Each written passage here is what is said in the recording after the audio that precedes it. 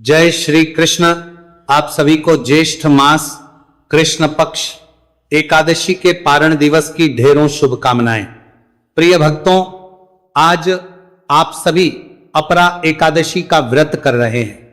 इस वीडियो में हम बात करेंगे विशेष रूप से अपरा एकादशी के व्रत पारण के विषय में कि हमें इस एकादशी का पारण कब करना है, पारण कैसे करना है, पारण की विधि क्या है, नियम क्या है, क्यों महत्वपूर्ण है ये पारण और किस प्रकार से किस समय पे हमें इस व्रत को खोलना चाहिए। संपूर्ण जानकारी आज की इस एकादशी के व्रत पारण के विषय में इस वीडियो के माध्यम से प्रदान की जाएगी। आपसे निवेदन है कि वीडियो यदि थोड़ा सा उपयोगी लगे तो एक बार लाइक अवश्य कीजिएगा और जितना हो सके शेयर कीजिएगा, जिससे कि अधिक से अधिक लोग इसकी सही जानकारी प्राप्त करके प्रभु की कृपा प्राप्त कर सकें। और जब आप शेयर करते हैं तो आपको इसका पुण्य प्राप्त होता है। कमेंट बॉक्स में अवश्य लिखिएगा जय श्री हरि या ओम नमो भगवती वासुदेवाय भगवान नारायण। आपके व्रत को सफल करेंगे।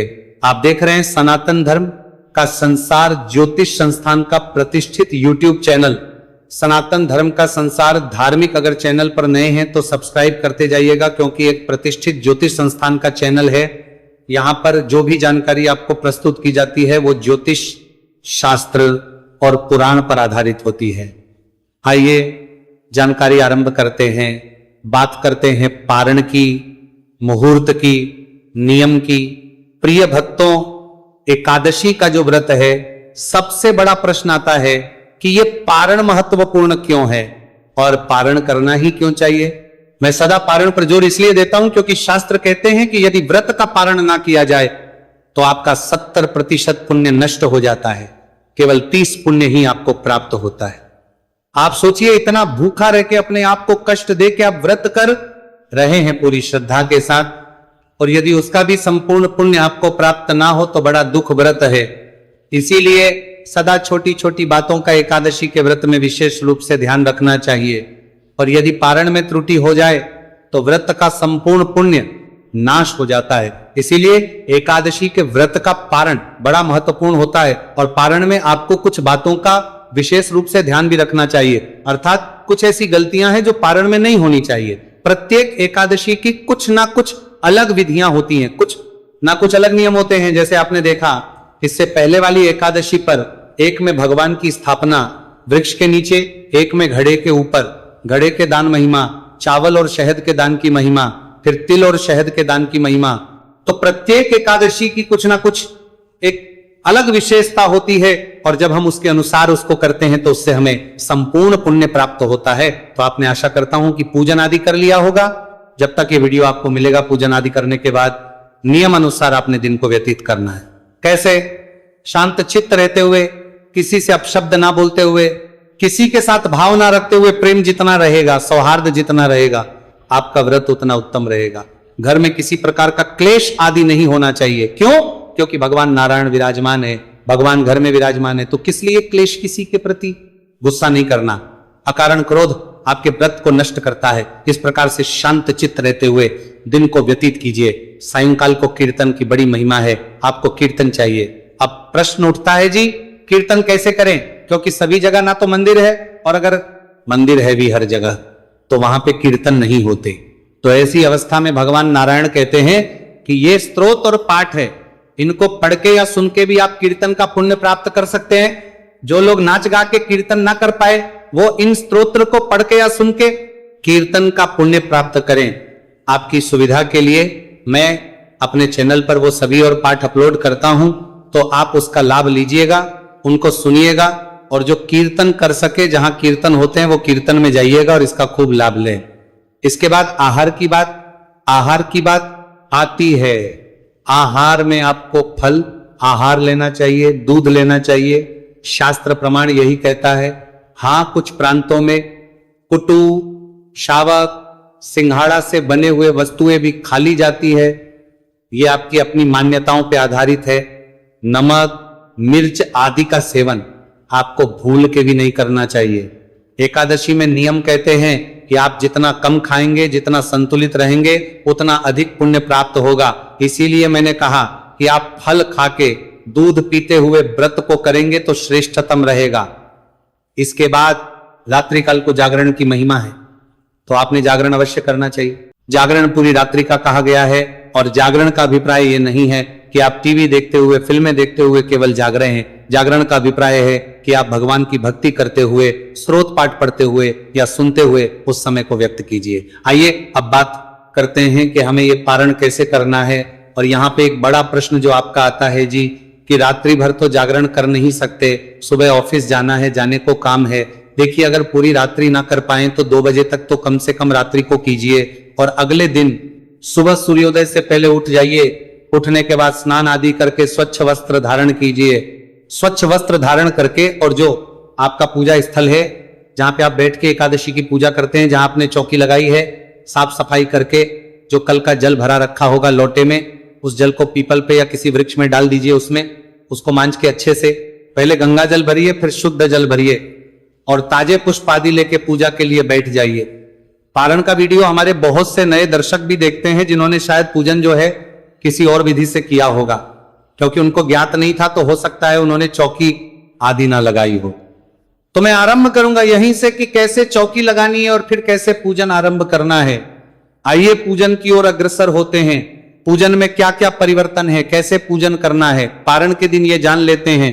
तो प्रिय दर्शकों, आप एक चौकी लीजिए, चौकी पर पीला वस्त्र बिछाइए, उस पर भगवान नारायण का कोई भी चित्र, प्रतिमा या स्वरूप लीजिए, उनको विराजमान कीजिए। उनके सामने दीपक रखिए।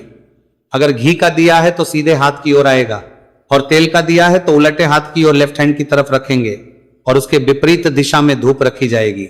इस प्रकार भगवान की स्थापना करें। अगर गणेश जी महाराज हैं तो आप उनकी स्थापना भी कर सकते हैं, अन्यथा हम केवल उनका ध्यान करते हुए भी पूजन आरंभ कर सकते हैं।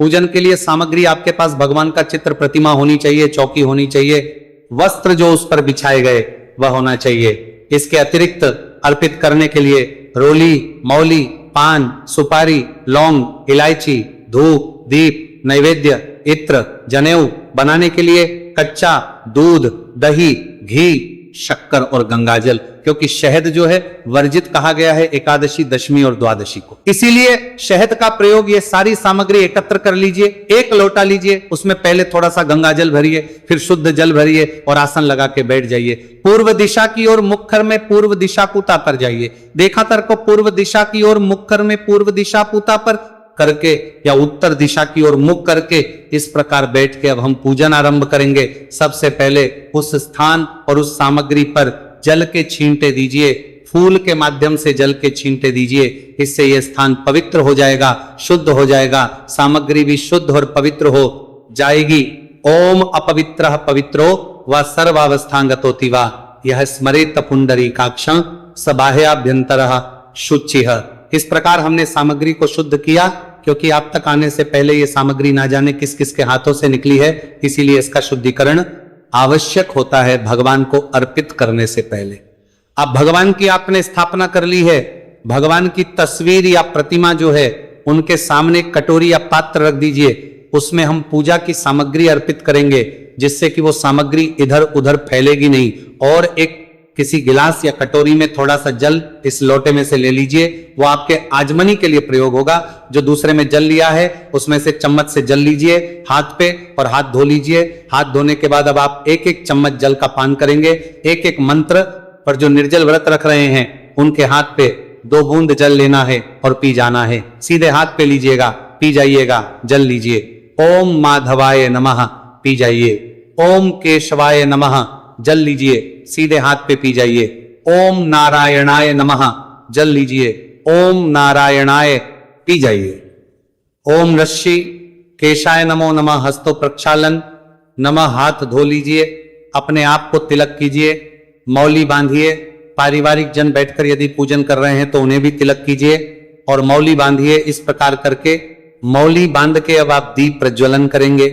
शुभम करोति कल्याणम आरोग्यम धन संपदा शत्रु बुद्धि विनाशाय दीप ज्योतिर्नमोतस्तुते। धूप और दीप को प्रज्वलित कीजिए। जिन्होंने कल चौकी लगाई थी आप भी नया धूप दीप लगा के प्रज्वलित करेंगे। धूप दीप प्रज्वलित करने के बाद अब भगवान गणेश का ध्यान करेंगे। गजाननम भूतकणादिशे वित्तम कपि तिजंबु फल 4 भक्षणम। बोलिए गणेश जी महाराज की जय। अब भगवान नारायण का ध्यान करेंगे।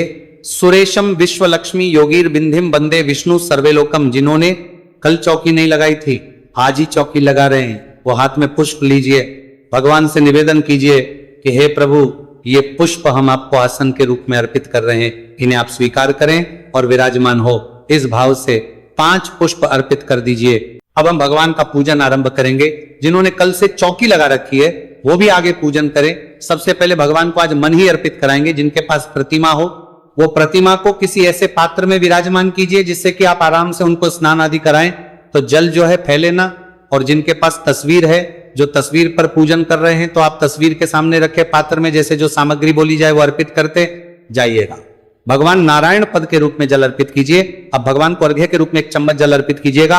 अब में 1 चम्मच जल अर्पित कीजिएगा।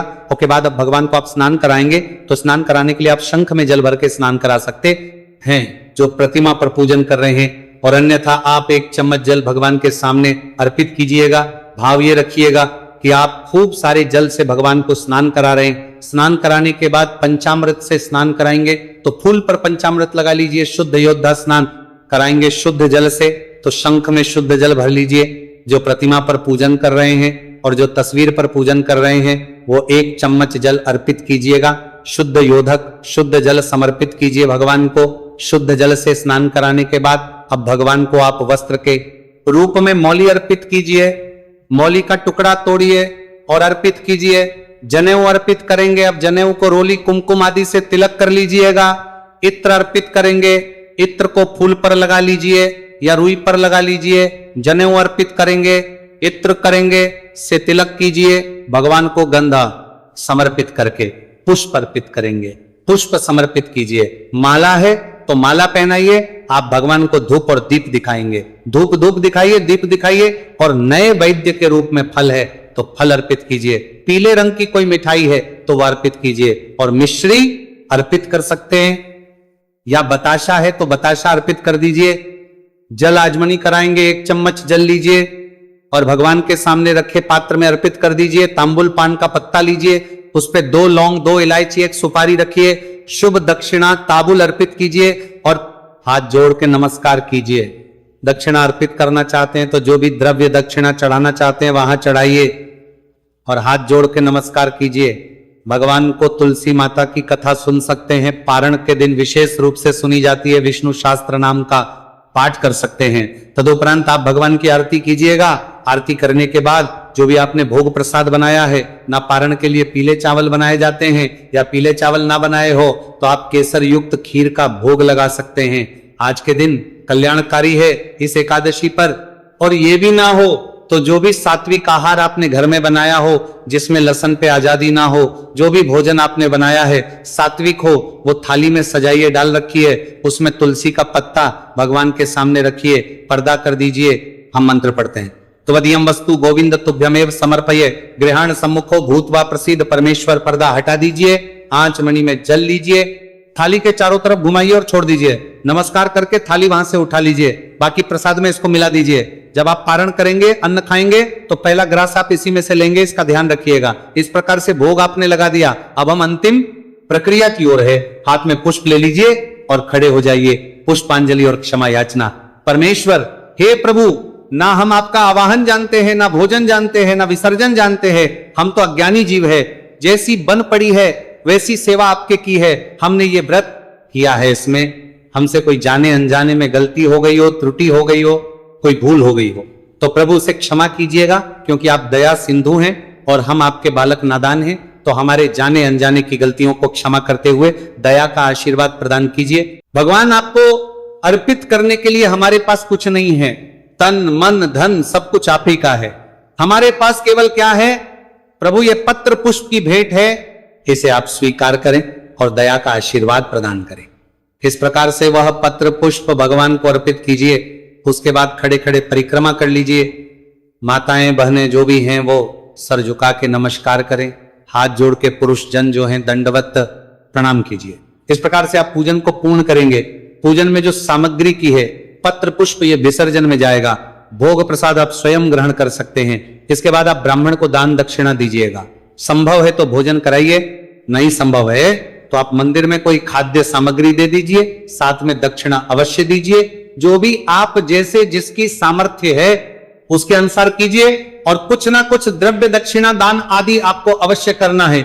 ये कार्य करने के बाद, दान दक्षिणा आदि देने के बाद आसन लगा के बैठ जाइए। ओम नमो भगवते वासुदेवाय 5 बार बोलिए, मुंह में तुलसी का पत्ता रखिए, जल पी लीजिए और इस प्रकार भगवान से निवेदन कीजिए कि प्रभु ये तुलसी दल और जल के साथ में पालन कर रही हूं या कर रहा हूं, आप इसे स्वीकार करें। इस प्रकार से अमृत व्रत का पालन कर लीजिएगा। अब बात आती पालन करना है कहां। प्रिय भक्तों, पालन के शुभ मुहूर्त की बात करूं मैं तो सर्वोत्तम समय रहेगा 14 तारीख को सुबह सूर्योदय से और 8:13 तक, 8:13 तक उत्तम समय है। इसमें आप पारण करें, कल्याणकारी रहेगा। कुछ और बाकी रह गया हो तो कमेंट बॉक्स में लिख के पूछ लीजिएगा। और महत्वपूर्ण जानकारी है कि अब पुरुषोत्तम मास आरंभ हो रहा है और पुरुषोत्तम मास का जो महात्म्य है वो बड़ा कल्याणकारी है। उसको हमारे चैनल पर सुनना ना भूलिएगा, क्योंकि हम ही वो हैं जो पुराणों में वर्णित महात्म्य में सुनाते हैं। बाकी तो अधिकतर लोग आजकल कथाएं जोड़ जोड़ के सुना रहे हैं। तो सही महात्म्य में सुनना चाहते हैं तो चैनल को सब्सक्राइब भी करते जाइए और अवश्य सुनिए। प्रतिदिन का महात्म्य है। भगवान सब पर कृपा करे। हरे कृष्णा।